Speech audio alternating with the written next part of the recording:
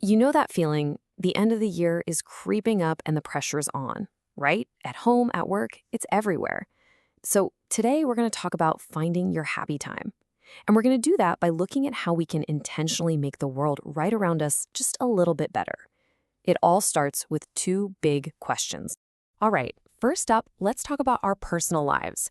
How can you take that space you live in, your home, and make it feel bigger, more open, more comfortable, more you? It's a challenge so many of us are dealing with, right?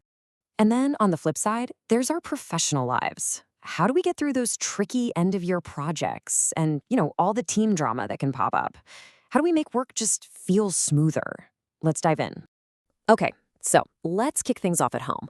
You've probably noticed this trend, especially if you live in a city. Homes are getting smaller, more efficient. And look, that's great for affordability and maintenance, but it brings one huge challenge.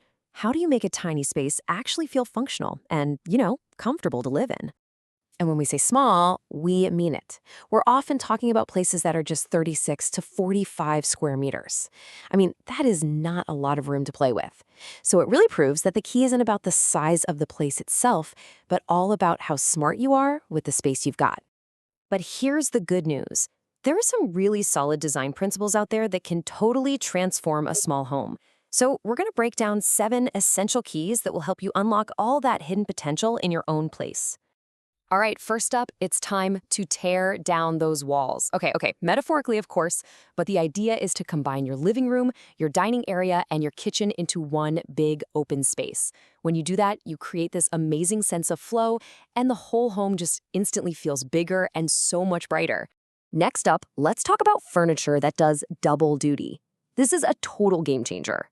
I'm talking about things like a sofa that folds out into a bed, or a coffee table with hidden storage inside. For small spaces, these aren't just nice to have, they're basically essential.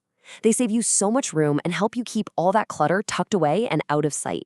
Okay, key number 3 is all about light. Seriously, nothing makes a room feel bigger and more alive than just letting the sunshine in. Big windows, glass doors, even skylights.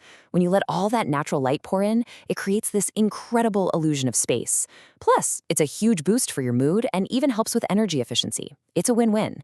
Now here's a classic designer trick, and there's a reason it's a classic. It just plain works. Color. If you paint your walls and your ceiling in light, neutral colors, think whites, creams, light grays, they reflect light all around the room. It's like magic. It makes any space feel way more open, clean, and airy. So what do you do when you're out of floor space? Well, the only way to go is up. This is exactly what we mean by thinking vertically. Using things like floor-to-ceiling shelves or even lofted beds draws your eye upward. And the best part? You get a ton of extra storage without giving up a single square foot of your precious living area. Okay, this next one might sound like a small detail, but trust me, it is absolutely crucial. Ventilation. Having good airflow, especially what's called cross-ventilation, where air can move from one side of your home to the other, is so important. It stops your place from feeling all stuffy and prevents problems like dampness. It's a must-have for both your comfort and your health. And last but not least, key number 7. Remember that less is more. For real. When you're decorating a small space, you want to pick things that are both beautiful and functional. Think about it. A few perfectly placed plants, a mirror to bounce that light around, some art that actually means something to you. That stuff adds personality without making the room feel cluttered or chaotic. All right, so our home base is now feeling calm, spacious, and awesome. Let's take that same way of thinking, that intentional design, and apply it to the workplace, because just like we can create physical flow at home, we can absolutely create a better collaborative flow at work. And the way we do that is by understanding a few common work style archetypes. First up, you've got the diplomats. You know this person. Their main goal is just keeping things harmonious and fair. They're the team's natural mediator, right? Picture this, a super tense meeting. 2 sides are totally deadlocked. The diplomat is the one who steps in and says, okay, hold on, what's the one thing we can all agree on? And they start building from there.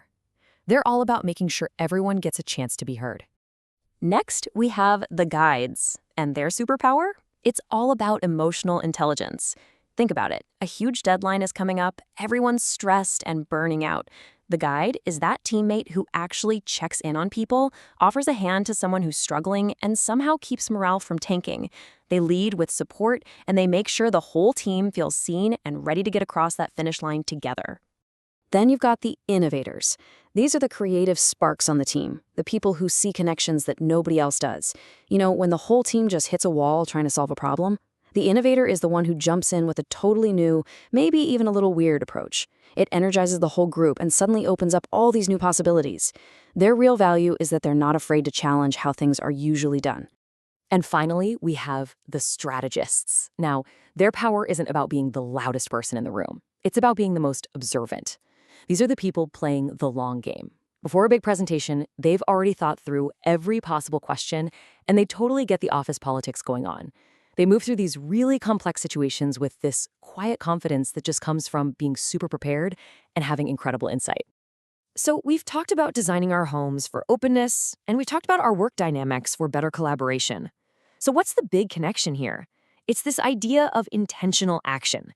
It's all about consciously and purposefully shaping the environments where we live and where we work.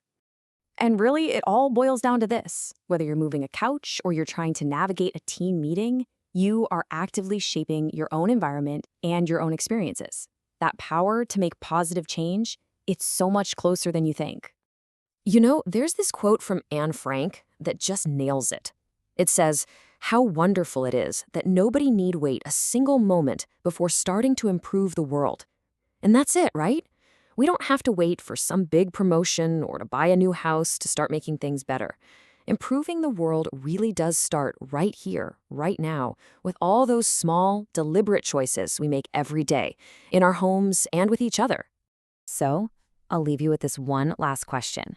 Think about it. Whether it's something as simple as clearing off that cluttered shelf that's been bugging you, or offering a helping hand to a colleague at work, what is the one small, immediate change you are going to make today to improve your world?